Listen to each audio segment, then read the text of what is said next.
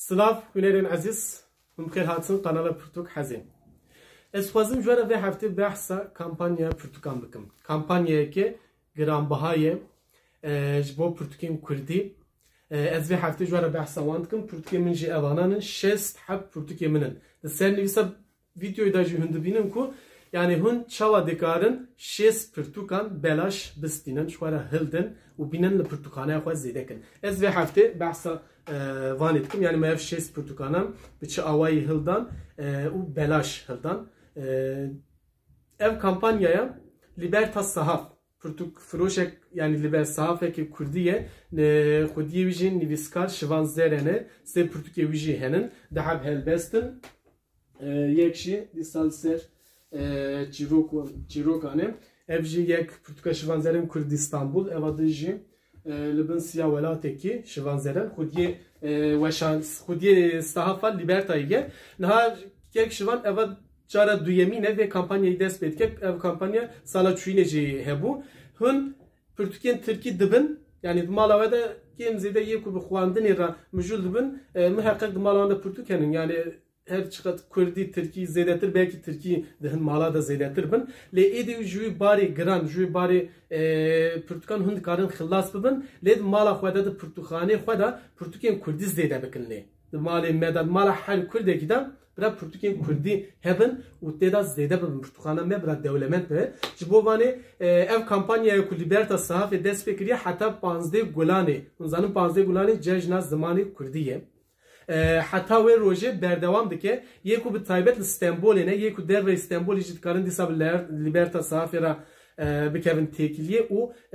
bira Libertas Sahafê bikevin têkiliyê wê demê wê bikaribin bi çi awayî şwara Pürtükan hil bidin yê ku Stenbolê ne li Küçükçekmece bajaroka Stenbolê li mehla Kanaryayê Libertas Sahafê hûn diçin werê Pürtükê xwe dikin çentê xwe din pişta xwe û diçin werê Sahafê kek şivana rûndinin sohbet dikin muhabbet dikin Pürtükên Tirkî din yê Kurdî hil didin û tên li Pürtükhanê xwe zêde dikin. Ez biçekî ji behsa Pürtükan bikim min kîjan Pürtük hanine çi cure Pürtük henin da min helbest henin romanın çîrokin lêkolînin û dîsa cureyê dinan henî yê edebiyatê yan bêjin yê xwendinê û sen sema çend heban bi nav jwera behsa wan bikim. Pürtükê wergerê heye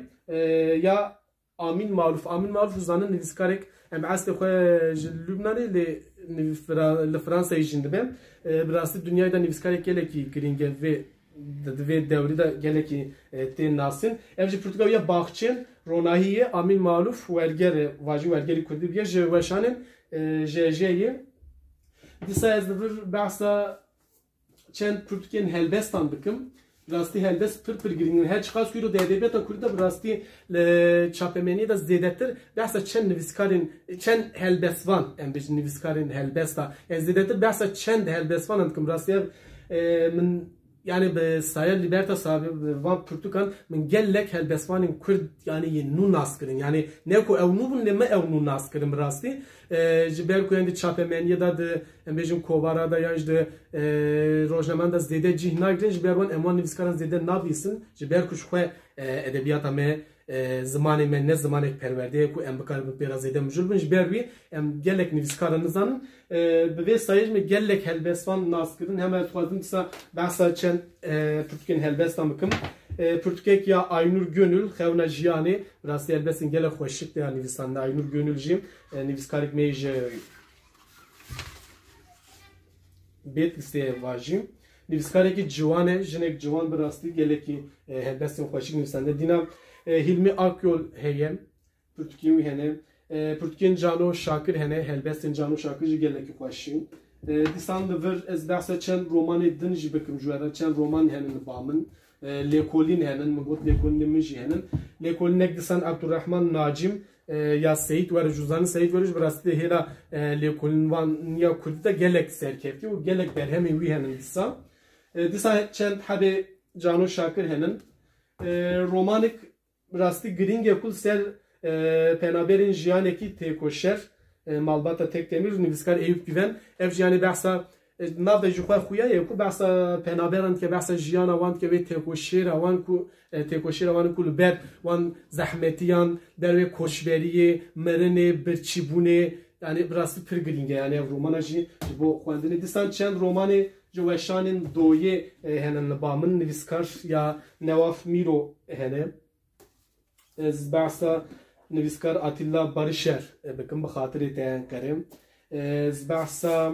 arşevi Oskan Keştiya Penaberan disa bakın yani gut gelek berhem yani cürenj edebiyata Kürdi benjli kuline uj edebiyata dünyayı ji gut berhemen yani vak vergel mıda disat karım vergel gidinci bu bidim Nasin de vergelen yekje edebiyata Farisan se dolop xun ya Portukam Hidayet Karaca Hidayet biborun Sadık Hidayet Hidayet edin zamış ku hat haşemi vergeleş Farisi roşan lezgin kiriye u yek dinji disaj